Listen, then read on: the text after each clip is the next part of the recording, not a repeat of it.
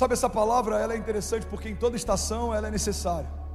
Porque tem todo mundo, tem muita gente vivendo algo incrível e gente vivendo crise no mesmo momento. Tem pessoas que estão chorando a perda de alguém, enquanto algumas pessoas estão celebrando a chegada de alguém. Eu falei sobre isso no último domingo. A história de um pastor e o testemunho dele me marcou demais. Ele falando que ele estava a caminho do funeral de um bebê da igreja dele e ele estava em crise. O que eu vou dizer para os pais? Nem eu sei discernir muito bem o que está acontecendo. A gente clamou, a gente orou e agora eu estou indo enterrar uma criança. Ele falou que no caminho para lá, uma família da igreja ligou para ele e eles estavam chorando, eles estavam celebrando. Eles falaram: pastor, Deus fez um milagre, nosso filho acabou de nascer e ele nasceu perfeito, nosso filho está sem sequela nenhuma. E ele disse que naquele momento é como se ele tivesse entrado numa crise. De um lado ele vê uma família que, para aquela família, dá até para você ter margem de acreditar que Deus é mau, Deus se esqueceu da gente.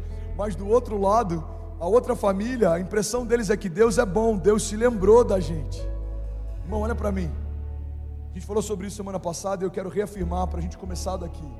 Deus não é bom ou mal de acordo com aquilo que eu estou vivendo. O caráter de Deus não muda de acordo com as minhas circunstâncias. Você está comigo ainda? Diga amém. Então uma mensagem como essa, volte a sonhar, é interessante, porque talvez do seu lado tenha um grande sonhador que está vivendo o maior romper da sua história. Mas talvez do outro lado tenha alguém que precisa voltar a sonhar ainda hoje. E eu não sei qual a estação que você está vivendo, mas eu vim aqui te encorajar. Existem sonhos de Deus para você que você ainda não acessou. Existem palavras de Deus para você que você ainda não tem ideia. A Bíblia diz: os nossos olhos não viram, os nossos ouvidos não ouviram, e ainda não penetrou no coração do homem aquilo que o Senhor tem preparado para aqueles que o amam. Mas Deus já o revelou por meio do seu Espírito. A palavra não está dizendo que Deus vai deixar em oculto para sempre. A palavra está dizendo que você não vai discernir de forma natural. Deixa eu fazer uma pergunta que eu esqueci de fazer, e talvez por isso que a gente esteja tão quieto aqui. Tem um incendiário aqui nessa noite. Eu preciso de pelo menos 50 incendiários comigo aqui. Vamos queimar, irmão. Você não está numa aula, você está num culto de avivamento, amém? Você pode falar, prega, terrinha, fala Deus, preach pastor, come on, let's do it. O que você quiser, mas faça alguma coisa, amém? Então a gente tem que ter esse entendimento, irmão. Quando a palavra diz que os nossos olhos não viram, não significa que Deus escondeu da gente, significa que você não vai enxergar com seus olhos naturais. Quando a palavra de Deus diz que os nossos ouvidos ainda não ouviram, não significa que Deus não quer soprar para a gente. Ele está dizendo que a gente não vai ouvir de forma natural. Como que eu posso ouvir o que Deus tem para mim? Feche a porta do seu quarto e busca a Deus em secreto, e o Deus que você busca em secreto o recompensará. Clama a mim e responder-te-ei, e anunciar-te-ei coisas grandes e insondáveis que não sabes. Quando a palavra diz que não penetrou no coração do homem, está dizendo que o que Deus tem para você é muito além do que você consegue sentir. Irmão, olha para mim. Uma fé sensorial, ela acha que Deus está aqui quando você sente o arrepio, e você acha que nada aconteceu no culto quando você não teve uma sensação. Mas Deus não se move à medida daquilo que a gente sente de forma natural.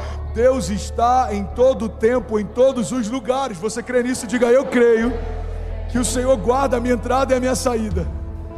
Diga: eu creio que quando dois ou mais se reúnem em seu nome, o Senhor está ali. Então, se você crê nisso, você crê que Deus está aqui agora, amém? Então, quando a palavra diz que não penetrou no meu coração, está dizendo que não tem a ver com um sensor natural, não tem a ver com sentir o arrepio, tem a ver com uma impressão no meu espírito. Sabe o que eu amo? A gente está no quarto culto, quarta mensagem, cada uma delas Deus leva para outro lugar. É maravilhoso isso, né?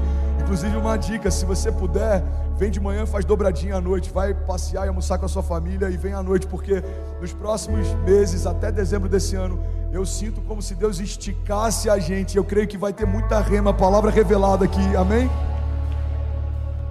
Tem coisas que eu estou pregando que Deus está pregando para mim enquanto eu prego para você, irmão. Eu creio que Deus vai fazer algo aqui, irmão. Não tem a ver com uma pessoa, tem a ver com a fome de um povo, tem a ver com um tempo, amém?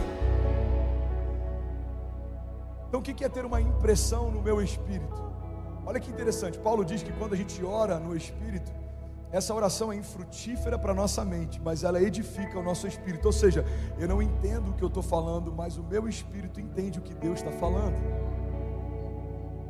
Oração no Espírito é quando o Espírito de Deus testifica ao nosso espírito a respeito das coisas de Deus.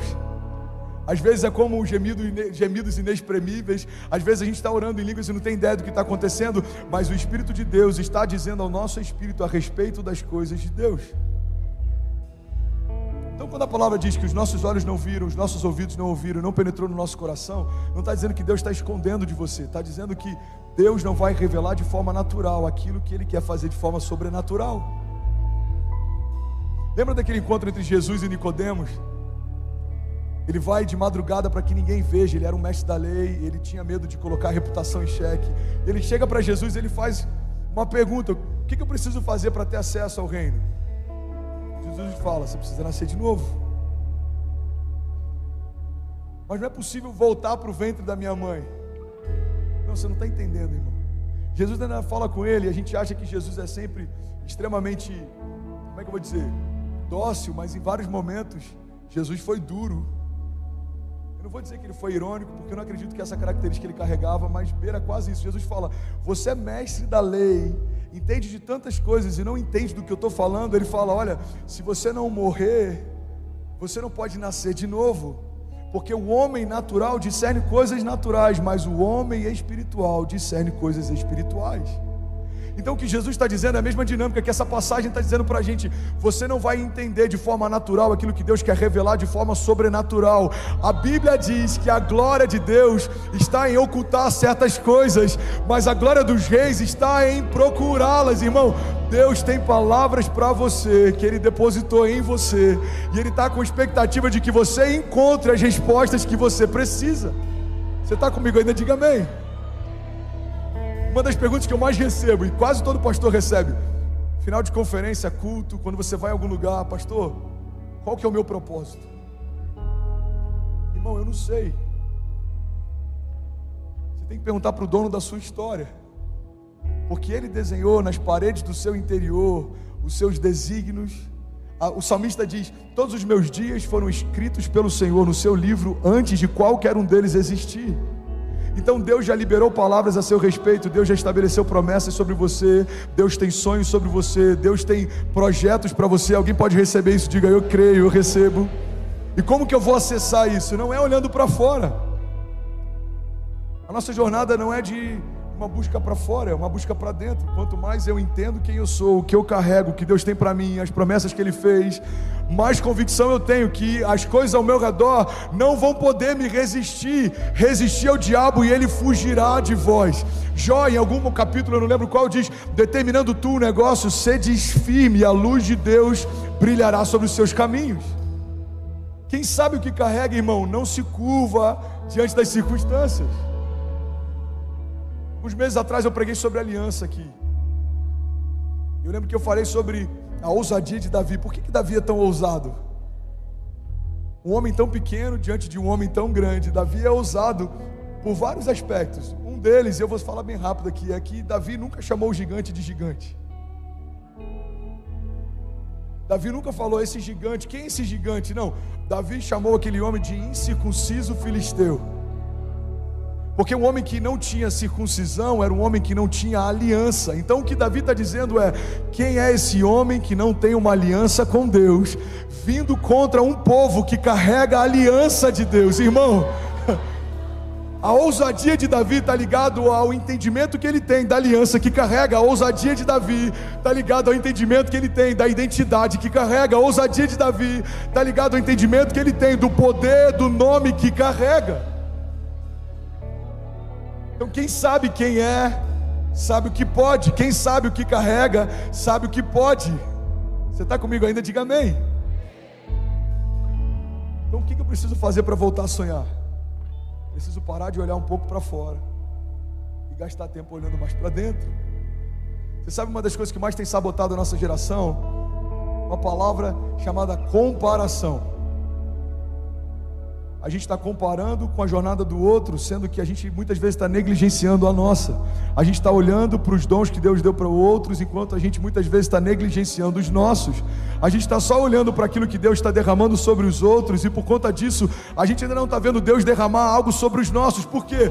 Porque você tem que entender que existe algo que Deus depositou em você, que os seus olhos não viram, os seus ouvidos não ouviram, não chegou ao seu coração, mas Deus revelou por meio do seu Espírito. Será que alguém pode dizer glória a Deus por isso?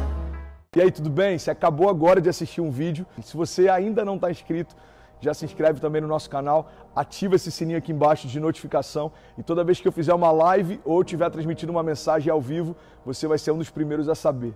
Mas eu deixei mais 2 indicações aqui que eu espero que façam muito sentido para você. Então já aproveita e clica para assistir a próxima mensagem, beleza? Seja bem-vindo ao time de incendiários, e eu espero de verdade que essas mensagens mudem a sua vida como elas têm mudado a minha também. Até a próxima. Valeu!